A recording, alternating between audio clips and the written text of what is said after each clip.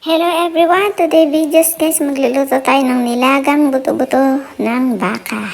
So, nilagang baka. Guys, tayo ay maglalaga ng baka. At ayan, may buto-buto. And sinamahan natin syempre ng laman. Ayan, yung ating baka na may buto-buto na may laman.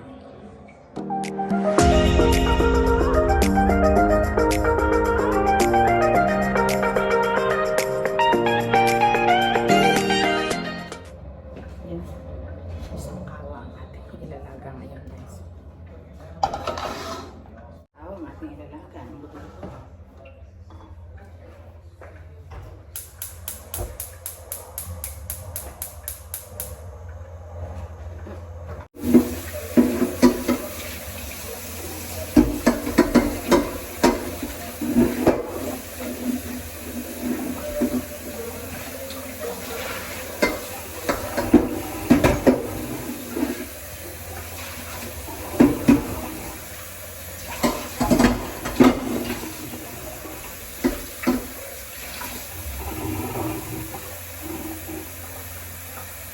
Lagyan natin isang tubig.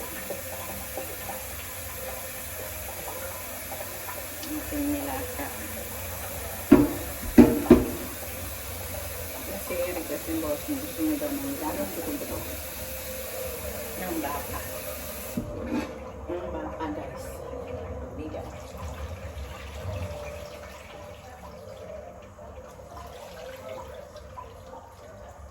Kailangan natin yung pamubutin.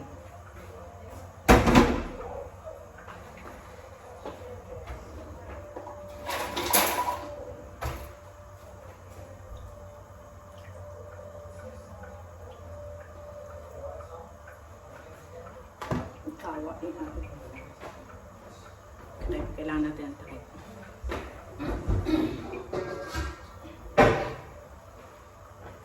Okay.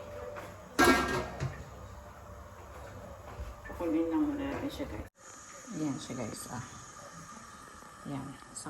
Isang kawa. Pakunin natin. Kasi puro buto-buto lang naman kasi guys. Kaya nilagyan natin ng laman.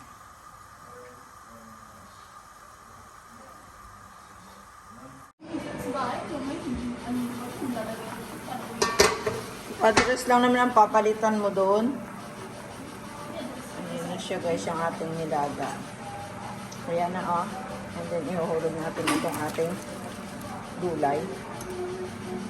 Ayan. Ayan yung ating gulay. Ayan. Siyempre yung paa muna.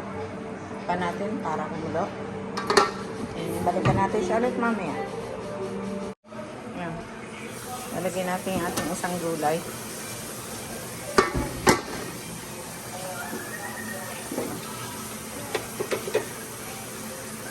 Dami yata ng gulay ni Lisel.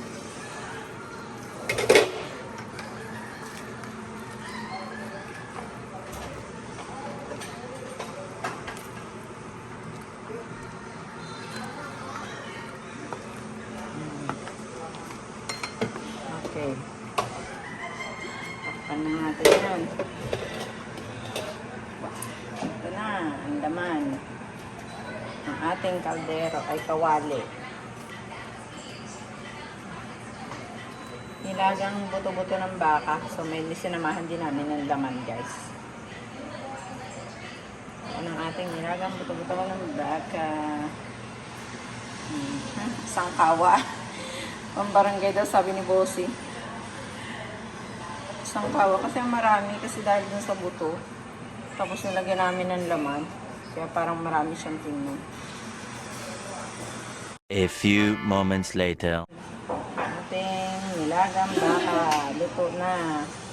Pakuluin lang natin ng isa kasi para maluto yung gulay ng kaunti. Half cook lang.